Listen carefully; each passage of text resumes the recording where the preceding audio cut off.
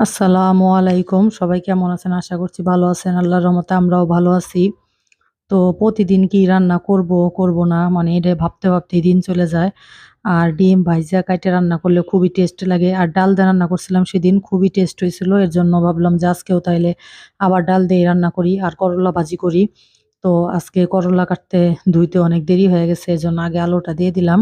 আর এখন করল্লাটা দিয়ে দিলাম। আর আমাদের আবার করল্লা ভাজিতে বিচি থাকলে খাইতে চায় না।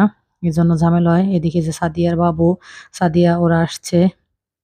তো আমার হাসব্যান্ড আর ওদেরকে যাইতে দেয় নাই। বলতেছে, "যাইস পরে থাক আর কয়দিন।"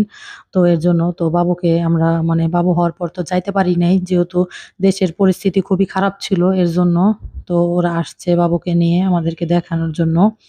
তো এজন্য আর ওর আঙ্কেল আর যাইতে দেয় নাই। তো এদিকে ডালটা সিদ্ধ করে নিলাম। এক চুলায় করল্লা ভাজি দিয়ে দিলাম। তো ডালটা প্রেশার কুকারে একটু সিদ্ধ করে নিলে খুবই ভালো হয়। আর এখানে একটু বড়সড় কড়াই নিছি যাতে রান্না-টান্না কইরা মানে আরাম হয়। আর ডিম যেহেতু অনেকগুলা এর জন্য আরকি, নাহলে ভাইঙে যাবে। তো ১ম এ আমি ডালটা সিদ্ধ করে রাইখা এখন এখানে একটু মসল্লা কষায় নিবো। আর এই ডালের ভিতরে হালকা মসল্লা দেই ভালো লাগে। মসল্লাটা না দিলেও চলে।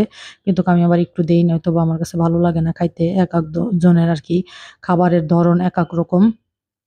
তো আমি এভাবে রান্না করি। তারপরে নামানোর আগ দিয়ে একটু জিরা ফাঁকি করে দিব। খুবই ভালো লাগে খাইতে। তো যারা এভাবে কখনো ডিম রান্না করে খান নাই, খায়া দেখবেন অনেক টেস্ট হয়। আবার ডালটা অনেকে এরকম পুরাটা মানে সিদ্ধ করে নেয় না, আধা সিদ্ধ করে নেয়। তো আধা সিদ্ধ করে ওটা আমার কাছে আবার মাংস দিয়া কিংবা আস্তা করে যদি ডিম রান্না করি তাইলে ভালো লাগে। এরকম ভাইজা রান্না করলে ভালো লাগে না। আর যেহেতু মাহিনরা আছে, মাহিনও আস্তা ডিম খায় না।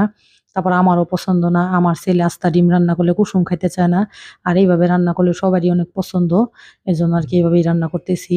আর ১ম দিন আমি একটু ডাল বেশি রান্না করছিলাম। তো আমার খেয়াল নাই। আমি ভাবছিলাম যে একটু কম রান্না করছি। তো এজন্য আজকে ডালটা আরকি বেশি একটু পাতলা হয়ে যাবে মনে হইতেছে।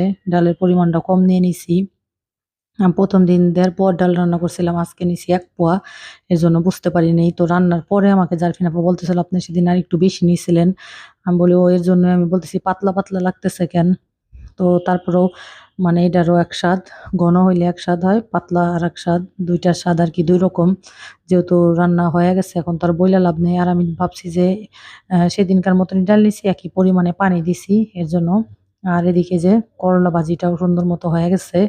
আর আজকের করলা ভাজি পানি সহ দিয়ে দেওয়ার কারণে একটু মানে ভর্তা, ভর্তা হয়ে গেছে করলা ভাজিটা অতটা ভালো হয় নাই। ভাবছিলাম যে আরেকটু লাল, লাল করে ভাজি করব আর কড়াইতে একদমই লেগে যাচ্ছিল। এজন্য অনেকে কাঁচা, কাঁচা ভাজি পছন্দ করে। তা আমরা কোনো ভাজি কাঁচা, কাঁচা করি না। সব ভাজি মানে লাল হয়।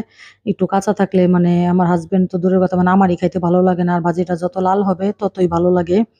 তো তারপরেও আজকে মন মতো হয় নাই ভাজিটা। আর এদিকে যে ডিমটাও হয়ে গেছে। আমি একটু জিরা গুঁড়া করে ডিমের ভিতরে দিয়ে দিব।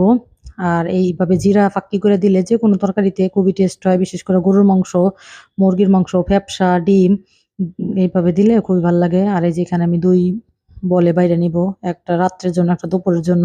নয়তোবা ঘাটাঘাটি করলে তরকারিটা নষ্ট হয়ে যাবে রাত্রেরটা। এর জন্য আর আমার আবির এই যে প্রতিবারের মতো, "আম্মু বাবাকে একটু দিও, বাবাকে একটু দিও।" তো মানে যাই রান্না করি না কেন, আমার ছেলে রান্না করার সময় শুরু করে দেয়, "বাবাকে একটু দিও।" অনেক সময় দেখা যায় যে ডিম রান্না করছি এটা আবার দেয়ার কি হইলো? তারপরেও মানে আমার ছেলে মাথা নষ্ট করে ফেলে। তো এখানে রান্না-বান্না শেষ করে সবাই খাইতে বইসে পড়লাম।